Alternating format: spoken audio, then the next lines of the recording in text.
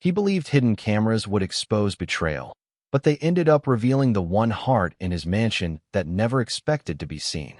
Adrian Moretti had built an empire by trusting evidence instead of promises, and after years of surviving a world where loyalty could disappear overnight, he no longer believed that kindness existed without a price. The sprawling estate overlooking the New York coastline reflected everything he had achieved through discipline and caution, from its towering iron gates to the marble halls lined with priceless artwork collected over decades. Yet none of those treasures mattered after the accident that left his 9-year-old son, Ethan, paralyzed from the waist down. The laughter that once echoed through the mansion had disappeared, replaced by careful footsteps and polite whispers that seemed afraid to disturb the silence surrounding the young boy. Doctors came and went with encouraging words. Therapists filled calendars with appointments, and expensive equipment occupied nearly every corner of Ethan's spacious bedroom. But Adrian noticed something no medical report could explain. His son had stopped believing tomorrow could be different from yesterday. Every morning, Ethan stared through the enormous bedroom windows toward the gardens without asking to go outside. His favorite model airplanes gathered dust on the shelves. His books remained unopened beside the bed. Even birthday presents stayed wrapped because nothing seemed capable of reaching the quiet sadness settling deeper inside him each day. Adrian refused to lose the only family he had left, even if the loss happened slowly through hopelessness instead of illness. Months earlier, he had discovered that a former employee had attempted to gather private information about Ethan's condition for personal gain. Although the individual had been dismissed immediately, the incident destroyed whatever trust Adrian still possessed. Without informing anyone except the head of security, he ordered discreet cameras installed throughout the mansion, including hallways leading to Ethan's room, the rehabilitation area, the library, and every common space where staff members worked. The cameras were not intended to invade privacy, but to protect the vulnerable child who could no longer protect himself. Every evening after Ethan fell asleep, Adrian sat alone inside his private office reviewing hours of silent recordings. Most revealed nothing unusual. Housekeepers cleaned carefully. Nurses checked medical equipment. Chefs prepared healthy meals. Gardeners quietly trimmed roses beneath the afternoon sun. Life repeated itself with comforting predictability until a new employee arrived. Naomi Brooks was 27 years old, a black maid whose employment history contained excellent references but very little personal information. She worked efficiently, spoke respectfully, and never remained anywhere longer than necessary. She polished antique furniture with remarkable attention to detail, arranged fresh flowers throughout the mansion each morning, and greeted every employee with the same gentle smile before returning quietly to her responsibilities. Adrian barely noticed her during the first week because she gave him no reason to. Then, shortly after midnight on a rainy Thursday, one small notification appeared across the security monitor. Motion detected outside Ethan's bedroom. Adrian immediately opened the live camera feed. The dim hallway glowed beneath soft wall sconces as Naomi approached, carrying something small pressed carefully against her chest. She looked both directions before quietly opening the bedroom door that every member of the household had been instructed never to enter after Ethan fell asleep. She disappeared inside without turning on the lights, gently closing the door behind her. Adrian remained perfectly still, his hand frozen above the keyboard while the silent screen continued recording a secret that was never supposed to happen. Adrian did not interrupt the recording. Years of experience had taught him that the truth often revealed itself only to those patient enough to keep watching. He leaned back in the leather chair inside his private office, the glow of several security monitors reflecting across the dark wood walls while rain continued tapping softly against the tall windows overlooking the estate. The camera inside Ethan's bedroom had been intentionally positioned to respect the boy's privacy, showing only the reading corner near the fireplace and part of the bed rather than the entire room. For several long seconds, nothing happened. Then Naomi quietly stepped into view. She had changed nothing about her appearance except removing the white apron from her maid uniform. In her hands, she carried a worn canvas tote bag that looked far older than anything inside the luxurious mansion.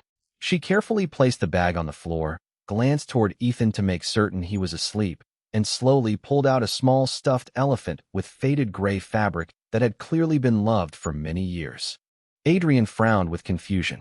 The toy looked completely out of place among the expensive gifts filling Ethan's room. Naomi gently placed the elephant beside the boy's pillow before taking a small hardcover storybook from the same bag.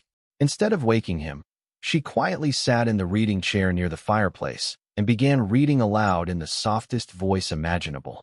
Her words barely reached the camera microphone, yet her gentle expression spoke more clearly than sound ever could. Ethan remained still at first, but after several minutes Adrian noticed the smallest movement beneath the blankets. His son's fingers slowly reached toward the stuffed elephant without opening his eyes. Naomi continued reading with patient warmth, turning each page carefully as though she believed every sentence mattered. When the story ended, she quietly stood, adjusted the blanket around Ethan's shoulders, and switched off the small reading lamp before leaving exactly as silently as she had entered. Adrian immediately replayed the recording from the beginning. Then he watched it a third time. Nothing appeared threatening, yet one question refused to leave his mind. Why would a housemaid risk her job simply to read a bedtime story to a sleeping child? The following morning the mansion returned to its familiar rhythm. Fresh coffee filled the dining room with rich aromas. Staff members prepared schedules for the day, and therapists arrived carrying equipment for Ethan's rehabilitation session. Naomi greeted everyone with her usual polite smile, never giving the slightest indication that she had broken one of the estate's strictest rules only hours earlier. She prepared breakfast trays, arranged flowers in crystal vases, and quietly polished the grand staircase as though the previous night had never happened. Adrian observed her from across the foyer without speaking. There was no nervousness in her posture, no guilty glance toward the security office, and no attempt to avoid eye contact. She simply worked with the same calm professionalism she had displayed since her first day. Later that afternoon, while Ethan reluctantly participated in another therapy session, Adrian noticed something unexpected. Resting beside his son's wheelchair was the same faded stuffed elephant Naomi had brought into the room. Ethan held it close throughout every exercise, and although he still struggled with discouragement, he completed each movement without the frustration that usually ended the sessions early. The therapists exchanged surprised smiles, believing the improvement was simply the result of gradual progress.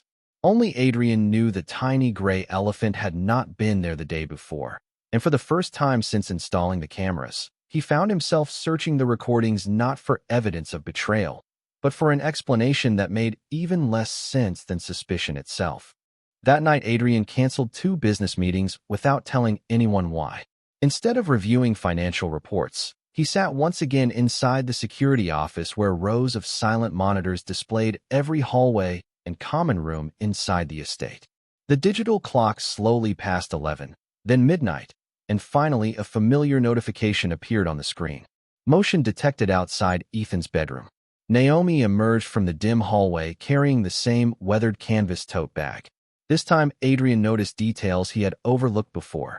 She paused outside the bedroom door, closed her eyes for a brief moment as though gathering quiet strength, then entered without making a sound. Inside the room, Ethan was awake. Moonlight filtered through the tall windows, casting silver reflections across the hardwood floor while the small bedside lamp remained switched off. Naomi smiled gently when she realized the boy was still awake. She did not begin speaking immediately. Instead, she wheeled a small wooden chessboard from a nearby shelf and carefully positioned it across Ethan's lap. Adrian expected confusion because Ethan had refused nearly every activity offered by therapists during recent months. Instead, the boy quietly reached for a white pawn. Naomi laughed softly, moved a black pawn forward, and the silent game began. Neither of them appeared concerned about winning. They simply enjoyed sharing the moment. After several moves, Naomi intentionally made a mistake, allowing Ethan to capture her queen. The boy looked surprised before the corners of his mouth lifted into a small but unmistakable smile. Adrian froze. It was the first genuine smile he had seen on his son's face in almost a year. The game lasted nearly 20 minutes before Naomi gently placed every chess piece back inside the box. She reached into her worn bag and removed several sheets of thick paper along with colored pencils that looked inexpensive compared to everything surrounding them. She asked Ethan to describe the place he wished he could visit more than anywhere else. The camera microphone barely captured his answer, but Adrian recognized the words. The beach. Naomi did not respond with sympathy. She simply began drawing an empty shoreline beneath a bright summer sky and handed Ethan a blue pencil. At first the boy hesitated. Then he slowly added waves stretching toward the horizon. Naomi praised every small detail as though he had created a masterpiece worthy of a museum. When the drawing was finished, she taped it beside the window where the first morning sunlight would reach it. Before leaving, she helped Ethan perform a few simple arm stretches. Adrian recognized that they were not part of the rehabilitation program recommended by the doctors. They looked almost playful, accompanied by imaginary adventures about steering pirate ships and flying rescue helicopters instead of repetitive medical exercises. Ethan completed every movement while smiling through the entire routine. Naomi finally gathered her belongings, picked up the faded stuffed elephant, gently brushed imaginary dust from its ears, and placed it back beside Ethan's pillow. As she reached the doorway, she quietly whispered, "Tomorrow we will finish building the ocean." She slipped into the hallway without realizing every act of kindness had been recorded. Adrian remained motionless long after the screen became still again. He had searched those cameras expecting to uncover deception, yet every passing night revealed something far more unsettling to a man who had spent his life believing trust had to be earned through fear. Somehow a quiet woman carrying an old canvas bag had begun succeeding where unlimited wealth, world-class specialists, and every luxury inside his mansion had quietly failed. For the first time in many months, Adrian found himself looking forward to the end of each day instead of dreading another evening filled with unanswered questions. Every night, the security monitors revealed another quiet moment that no one else inside the mansion would ever witness. Naomi never behaved as though she were performing for an audience because she believed there was none. That simple truth made every recorded moment impossible to dismiss as an act. As the days passed, Ethan began changing in ways so gradual that anyone living beside him might have overlooked them, but Adrian watched every detail unfold through the silent cameras. Breakfast no longer ended after only a few bites. Ethan occasionally asked for another slice of toast or fresh strawberries from the kitchen. During physical therapy, he no longer stared at the floor counting the minutes until the session ended. Instead, he listened carefully whenever his therapist explained a new exercise, often asking whether practicing a little longer would help him become stronger. Even the staff noticed the difference. Margaret Collins quietly remarked that the young boy had thanked her for bringing hot chocolate, something he had not done in nearly a year. The therapist reported that Ethan had started setting small personal goals before each appointment instead of waiting to be told what to do. None of them understood where the change had begun. Adrian knew exactly where it had started. Every evening, Naomi arrived with the same worn canvas bag, carrying ordinary things that somehow created extraordinary moments. One night, she brought a deck of old playing cards and invented games where every correct answer earned Ethan another imaginary mile on a cross-country road trip. Another evening, she transformed ordinary pillows into mountains that explorers had to climb using nothing except imagination and determination. She never mentioned wheelchairs, limitations, or recovery. She spoke only about adventures still waiting beyond tomorrow. Adrian slowly realized that Naomi never pitied his son. She treated him like a child whose future was still wide open instead of someone whose best days had already passed. That difference reached deeper than every expensive treatment Adrian had purchased. One rainy afternoon, Ethan surprised everyone by asking if his wheelchair could be taken into the glass conservatory overlooking the gardens. It had once been his favorite place because colorful butterflies often gathered among the flowering plants during spring. The request seemed so unexpected that Margaret hurried to prepare the space before anyone could question whether the weather was suitable.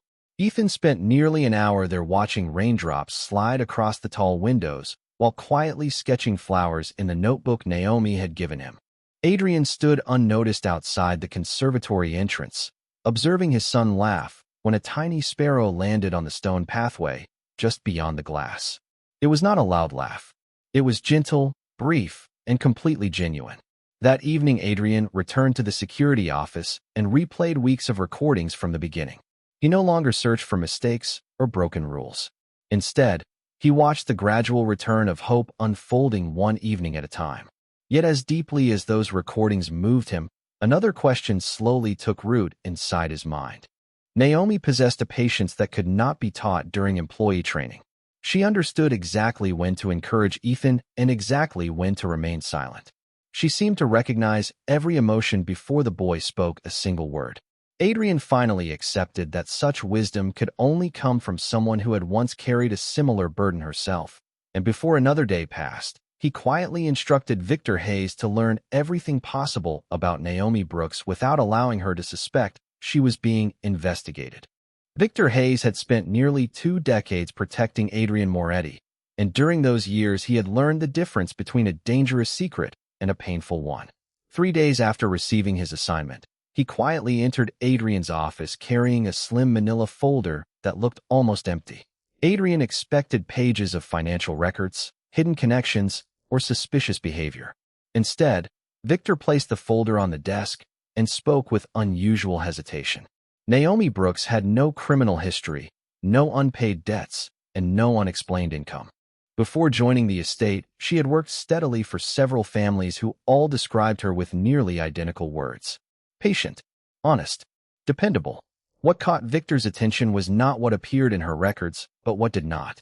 There was a 5-year gap in her employment history beginning shortly after college.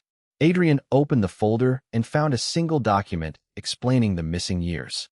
Naomi had withdrawn from a respected nursing program just 1 semester before graduation. According to public records, she had become the full-time caregiver for her younger brother, Daniel, after a spinal condition gradually left him unable to walk. There were no interviews, no newspaper stories, and no public recognition. She simply disappeared from school and devoted every day to helping her brother until he passed away several years later. Adrian slowly lowered the paper without saying a word. Suddenly, every evening captured by the hidden cameras began making sense.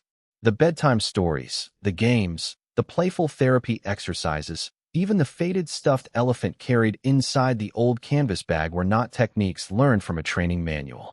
They were memories carried forward from someone who understood exactly what loneliness looked like inside the heart of a child whose world had changed forever.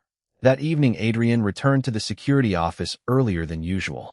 He watched Naomi enter Ethan's room carrying a small cardboard box decorated with hand-drawn stars. Ethan immediately smiled when he saw it. Naomi placed the box across his lap and invited him to choose one folded piece of paper from inside. Curious, the boy reached into the box and unfolded the first note. Even through the silent camera, Adrian could read the large handwritten words because Naomi held the paper toward the bedside lamp. Today we celebrate one small victory. Ethan looked confused until Naomi pointed toward the notebook resting beside his bed. Inside, she had quietly recorded every achievement from the past several weeks. Finished an entire breakfast. Smiled during physical therapy. Drew the ocean. Asked to visit the conservatory. Thanked Margaret for hot chocolate. Completed 10 extra arm exercises. Every tiny success had been carefully dated as though each deserved its own place in history. Ethan looked down at the growing list before tears quietly gathered in his eyes, not from sadness, but from realizing that someone had noticed every step he believed was too small to matter. Naomi gently told him that mountains were climbed one careful step at a time, and that brave people celebrated progress long before reaching the finish line. Ethan nodded with a confidence Adrian had not seen since before the accident. Watching from the monitor, Adrian suddenly understood a painful truth about himself. He had spent months searching for one extraordinary miracle while overlooking dozens of ordinary victories happening right in front of him. Naomi had never tried to restore the life Ethan had lost. She had patiently helped him discover the life that still remained. And for the first time since the accident, Adrian realized that hope had quietly entered his home long before he had been willing to recognize its face. The following Monday, Adrian made a decision that surprised even himself. Before leaving for an afternoon meeting, he quietly instructed Victor Hayes to deactivate every hidden camera inside the mansion for 24 hours except those monitoring the exterior entrances for security. Victor looked at him with mild confusion because the surveillance system had become part of Adrian's daily routine, but he carried out the order without asking another question. Adrian wanted to know something that no recording could answer anymore.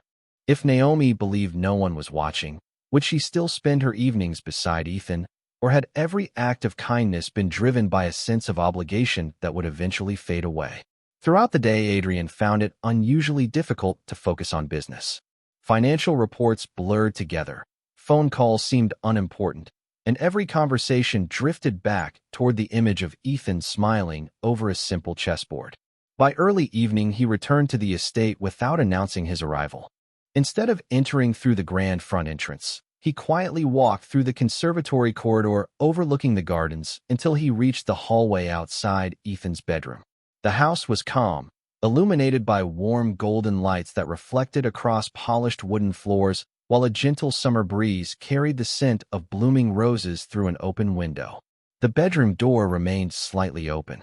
Adrian stopped several feet away, careful not to disturb whoever was inside. Soft laughter floated into the hallway. It was Ethan's laughter, brighter than he remembered and completely unforced.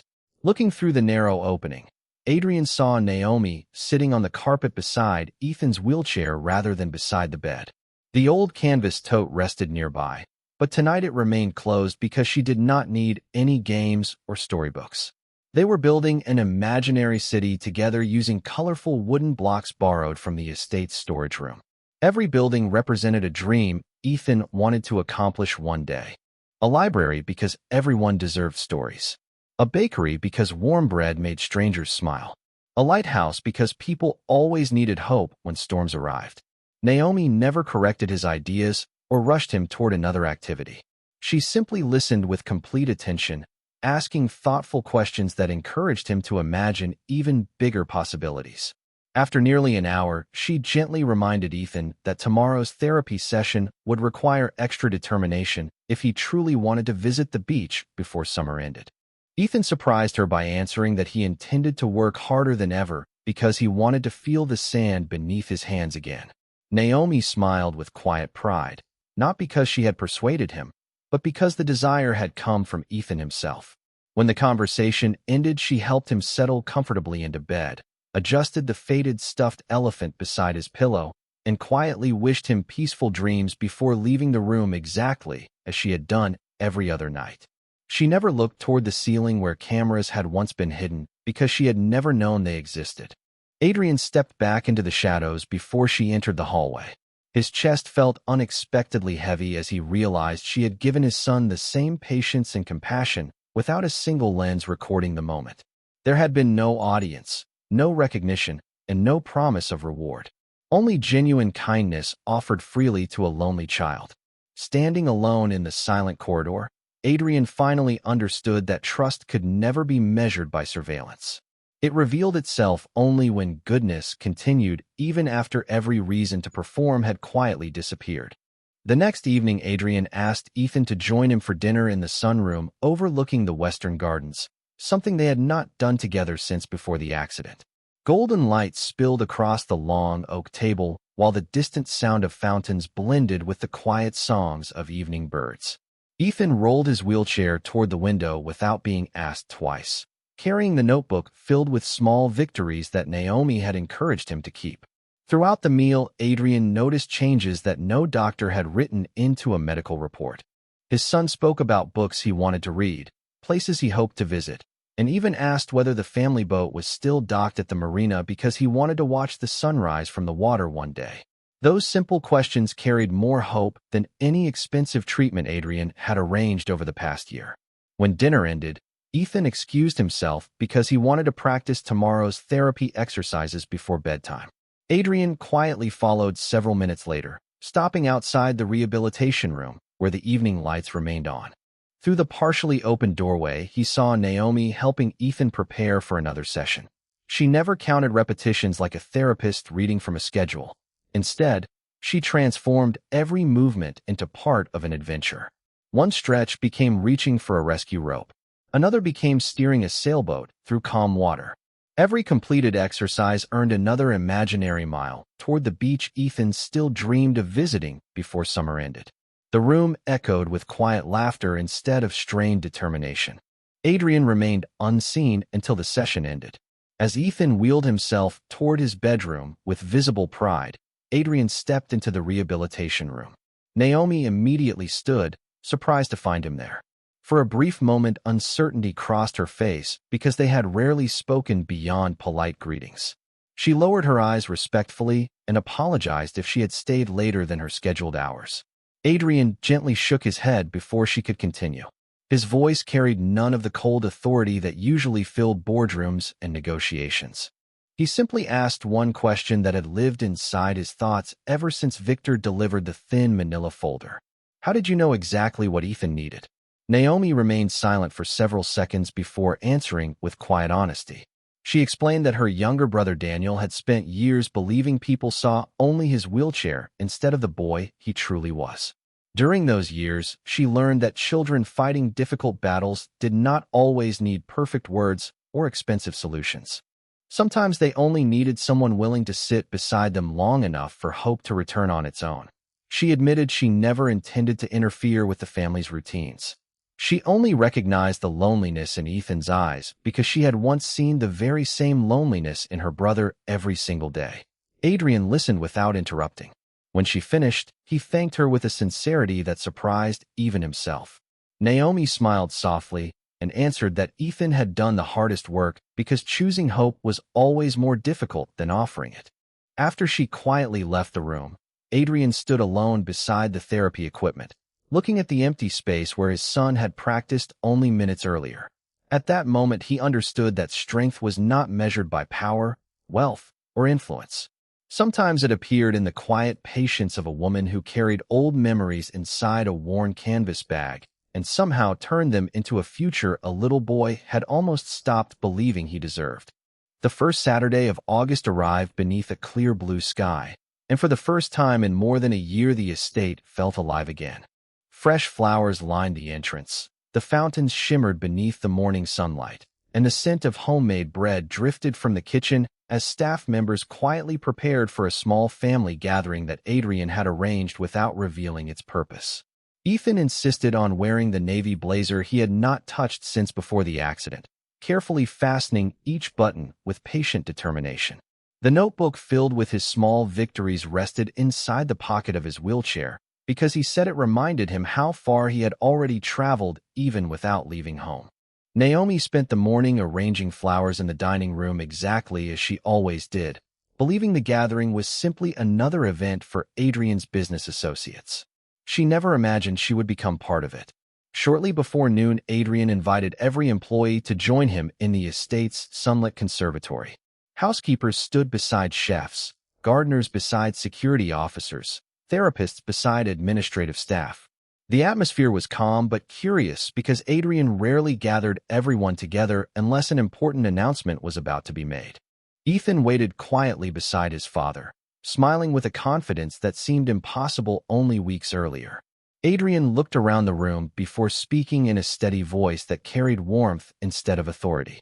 He thanked every employee for serving the Moretti family with dedication during the most difficult chapter of their lives. Then he paused and admitted something no one expected to hear. He confessed that fear had convinced him to install hidden cameras throughout the estate after Ethan's accident because he believed protecting his son required watching everyone around him. A quiet silence settled across the room. Adrian continued without hesitation. Those cameras had never uncovered betrayal. Instead, they had revealed compassion that expected nothing in return. He turned toward Naomi, who stood frozen with quiet surprise, completely unaware of what he was about to say. Adrian explained that every evening she had offered Ethan patience, imagination, encouragement, and dignity without seeking praise or recognition because she believed no one was watching. He admitted that while he had spent fortunes searching for extraordinary solutions, Naomi had transformed his son's life through ordinary moments shared with extraordinary kindness. Tears quietly gathered in several eyes throughout the room as Ethan reached into his wheelchair pocket and removed the notebook filled with small victories. Holding it carefully with both hands, he rolled toward Naomi and told everyone that every page inside existed because she never allowed him to believe that small steps were unimportant. Then he smiled and announced that his newest goal was no longer simply reaching the beach. He wanted to help other children discover hope the same way she had helped him find his own. Adrian gently placed a neatly prepared folder into Naomi's hands. Inside was an invitation to become the founding community program director of the Moretti Hope Initiative, a charitable organization dedicated to supporting children and families living with mobility challenges through encouragement, education, and emotional support. He explained that while doctors healed bodies, Naomi possessed a rare gift for healing hearts, and no amount of money could teach what she carried naturally.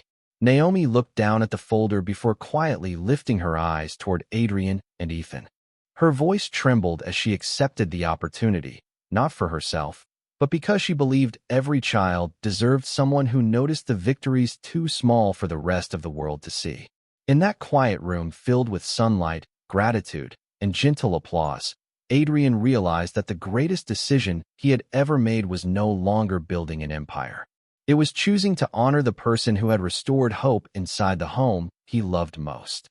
6 months passed with the quiet certainty of seasons changing, and the Moretti estate no longer felt like a place where sorrow lingered behind every closed door. The laughter that had once disappeared now drifted through the gardens almost every afternoon, mixing with the sound of fountains and birds settling among blooming trees. Inside the newly established Moretti Hope Initiative, families from across New York gathered each week to encourage one another, sharing stories of perseverance instead of defeat. Children who once believed their dreams had ended discovered classrooms filled with books, art supplies, adaptive games, and mentors who reminded them that hope could grow stronger one small step at a time. Naomi became the steady heart of the program, greeting every family with the same gentle smile that had quietly transformed one little boy's life months earlier. She never stood at the center of attention during events. Instead, she knelt beside children as they built puzzles, celebrated every small achievement written inside their own victory journals, and patiently listened whenever fear became too heavy for young hearts to carry alone. Ethan visited the center almost every weekend, proudly introducing himself to new children not by speaking about his accident, but by telling them about the goals he still planned to reach. The notebook that once held only a handful of victories had grown thick with new pages recording beach visits, completed therapy milestones, books he had finished reading, and friendships he had formed through the foundation.